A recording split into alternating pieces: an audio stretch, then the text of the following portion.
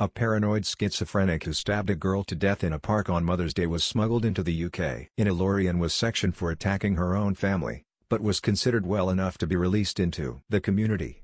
Eltiona Skana, 30, slashed Emily Jones' neck with a craft knife as the 7-year-old called to her mother as she rode towards her in Queen's Park, Bolton. She pleaded guilty to manslaughter at Manchester Crown Court on the grounds of diminished responsibility but was charged with murder. But on the seventh day of her trial, the jury was told the prosecution were discontinuing the case, with prosecutor Michael Brady QC claiming there was now no realistic prospect of a conviction. The judge subsequently asked the jury to formally return a not guilty verdict at Crown Court. The court has heard how Skana, from Albania, arrived in the UK in 2014 in a lorry and had been having injections of anti-psychotic drugs each month since 2017. Dr. Victoria Sullivan, who treated Skana at a medium-secure mental health unit in Manchester after her arrest, said the defendant's sister, Glistora, told them she had not been taking her anti-psychotic medication before the attack. Skana also told medics this medication had caused her mental health to deteriorate and she began taking tablets instead of injections. But when police raided her flat in Bolton after her arrest, they found a stash of untaken anti-psychotic drugs. From mid-December of last year until March 11, the defendant had no face-to-face contact with her mental health workers, the jury heard. In 2017, Skana had stabbed her mother and in another incident attacked her sister and had been admitted to psychiatric hospitals 3 times, yet was extraordinarily deemed well enough by doctors to be released back into the community. In 2014, her sister had paid an agent to take Skana to the UK, via Italy and France in a lorry. The refusal was later reversed on appeal and she was given a residency permit to remain in the UK until November 2020 and then leave to remain until 2024. Skana lived in a terraced house with a fellow Albanian woman in Bolton, where the pair nailed the front door shut, according to neighbors. After Emily died, her parents released a heart-wrenching tribute to their 7-year-old daughter. It read, "Emily was 7 years old, our only child and the light of our lives. She was always full of joy, love and laughter. Emily had such a cheeky smile and was beautiful inside and out. She had a heart as big as her smile." Emily was never happier than when she was spending time with her family and friends. She was our own little social butterfly. Emily had a passion for the outdoors and loved to play any sport, even when she was wearing her pink sparkly dresses. We are beyond devastated that this random act of violence means that we will never get to see our beautiful little girl grow up into the wonderful young lady she was showing such promise of becoming. It is truly heart-breaking to wake up to a world without Emily in it, and we cannot comprehend why this has happened. We would like to thank the members of the public that assisted us in the park and express our gratitude to the emergency services for doing their utmost to save Emily's life. Thank you to everyone for their kind messages of support and for continuing to respect our privacy at this difficult time. The court also heard how she was then detained under the Mental Health Act in 2015 and was admitted to psychiatric hospitals 3 times but was deemed well enough by doctors to be released into the community. Skana had been having injections of anti-psychotic drugs each month since 2017, but had told medics the treatment had caused her mental health to decline. She was referred for treatment in March 2015 and was later admitted to the psychiatric unit at the Royal Bolton Hospital after her sister reported that she had grabbed a knife, thinking she would be attacked and wanting to protect herself. In 2017 she was hospitalized again, after stabbing her mother through the hand and hitting her on the head with an iron, Manchester Crown Court heard. In a third incident, she went to the house of a friend armed with a knife without leave and asked to see her daughter. When asked about her haircut, she said she cut her hair off rather than cutting off people's heads, the court heard today. The Albanian was returned to hospital in handcuffs by police but was never prosecuted over the incidents. Though she regularly refused treatment, Skana was deemed well enough by doctors to be released back into the community. The court has heard in harrowing detail how Emily's father thought she had fallen over before realizing she had been stabbed, and how he and her mother were forced to watch as paramedics battled to save their daughter's life. The prosecution had alleged that Skana planned the killing, buying a knife and selecting a victim in the park and was hiding behind her mental condition.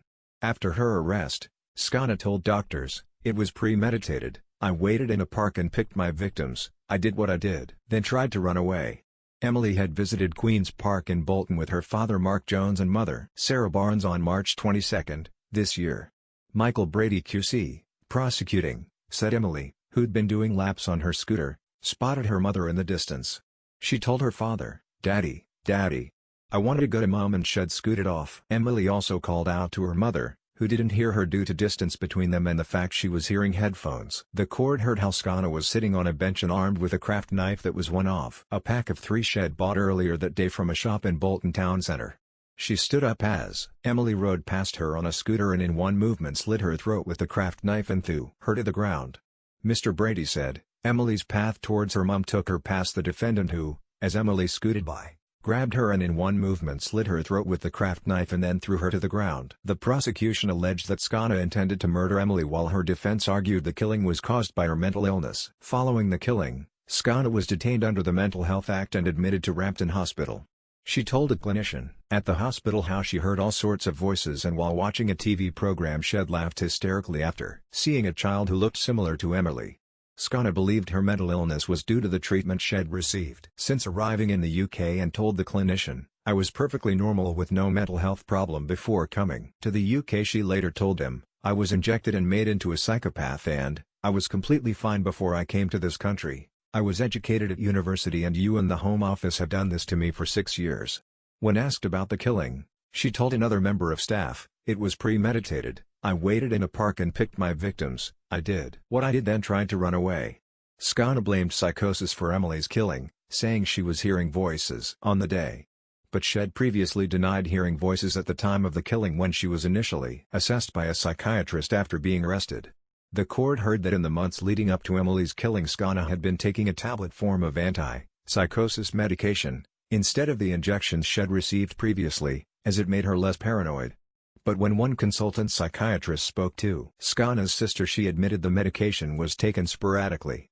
There had been no interaction between Emily and the defendant. The wound was unsurvivable and Emily died shortly after. Emily's father had seen a person on the bench standing over his daughter but assumed Emily had fallen off her scooter and was being helped up. But had then heard a woman shout, she's been stabbed. He went to Emily and saw she was bleeding from the neck and tried to comfort her, before a member of the public handed him his shirt to try and stem the flow of blood from Emily's neck. A woman, believed to be a trained nurse, took over first aid and by this stage Mr. Jones was frantic. Emily's inconsolable mother then arrived and watched as paramedics who'd been called to scene as they battled to try to save their daughter.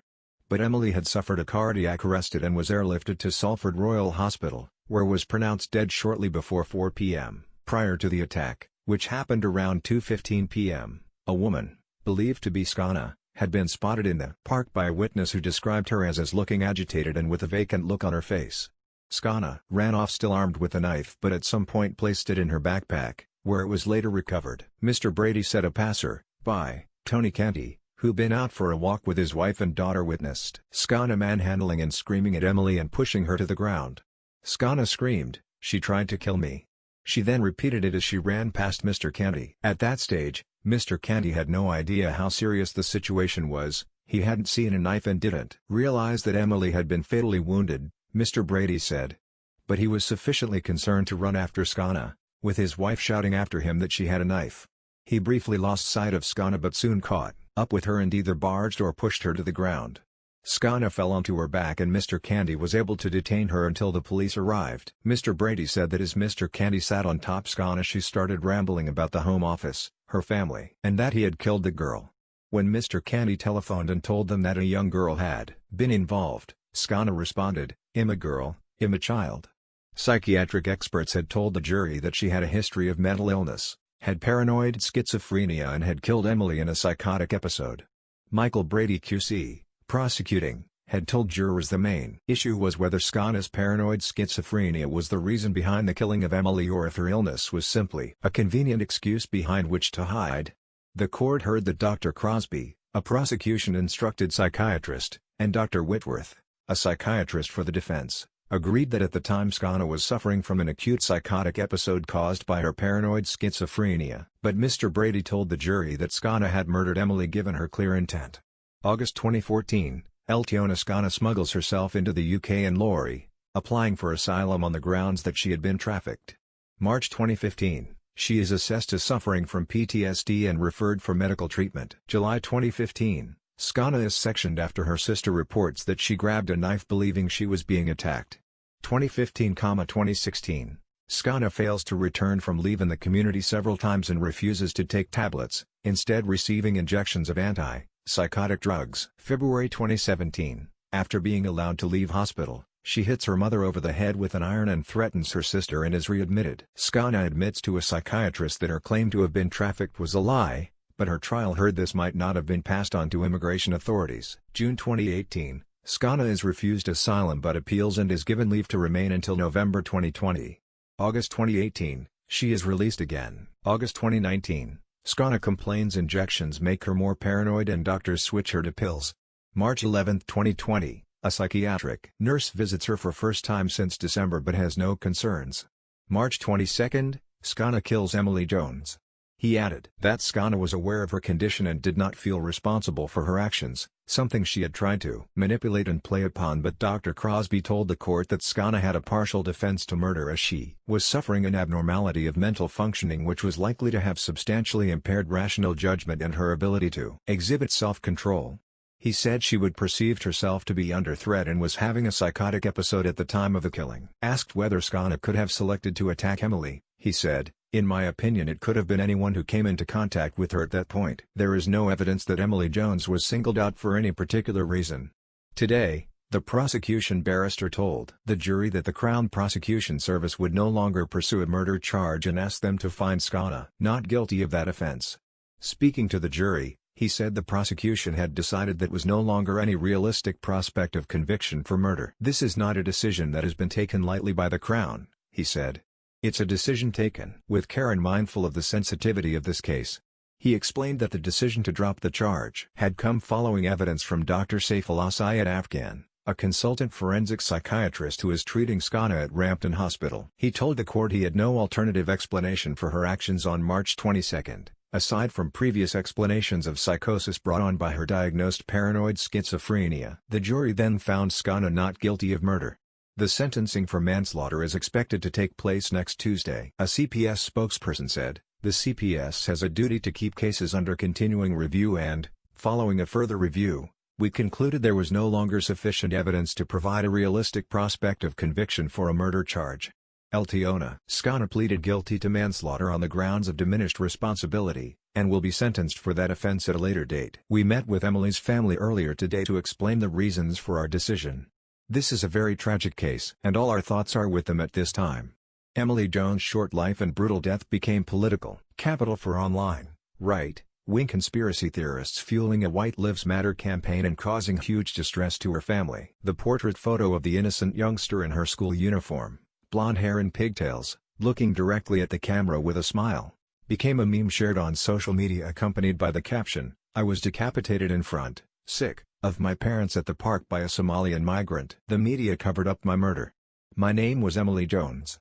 Emily was not decapitated, there was no Somali migrant and no media cover up." Emily's murder was contrasted with the Black Lives Matter protests, her image used alongside the banner White Lives Matter on Facebook, Twitter and Reddit. Her parents issued a statement through Greater Manchester Police, GMP, asking for the photo, issued as a tribute to their daughter, not to be used in any protests or campaigns. "We hold this picture dear to our hearts and to see it being used in this way is incredibly upsetting. Emily loved everything and everyone, regardless of their race, gender or beliefs," they said. Emily was attacked on March 22 and within hours GMP had released details including the arrest of a 30-year-old woman on suspicion of murder. The arrested suspect's name or other identifying information were not given and would not be confirmed by GMP, as is now standard practice, as names of suspects are only given or confirmed if they are charged with an offense. Eltiona Skana was charged with murder on May 25 and named by local, regional and national print, broadcast and online media. That her nationality was Albanian not Somalian was confirmed from police sources and reported on. Further background details could not be reported as the media are bound by law not to publish anything that could prejudice the fair trial of anyone accused of a crime. Carl Holbrook, then, editor of the Bolton News, spoke of the crazed theories and conspiracy theorists who contacted him asking why the local paper had not named the suspect. Speaking to the media website Hold the Front Page, he said, "This day and age, people are quick to jump to irrational conclusions and crazy conspiracy theories about all sorts of things they read. It's easy to dismiss these people as idiots, which of course they are, but they are idiots that can ultimately deny families a chance for real justice by getting court cases thrown out because they think they can post whatever they like across the internet just because they have a Twitter account. It's precisely matters like this that underline the importance of a proper, informed and independent media."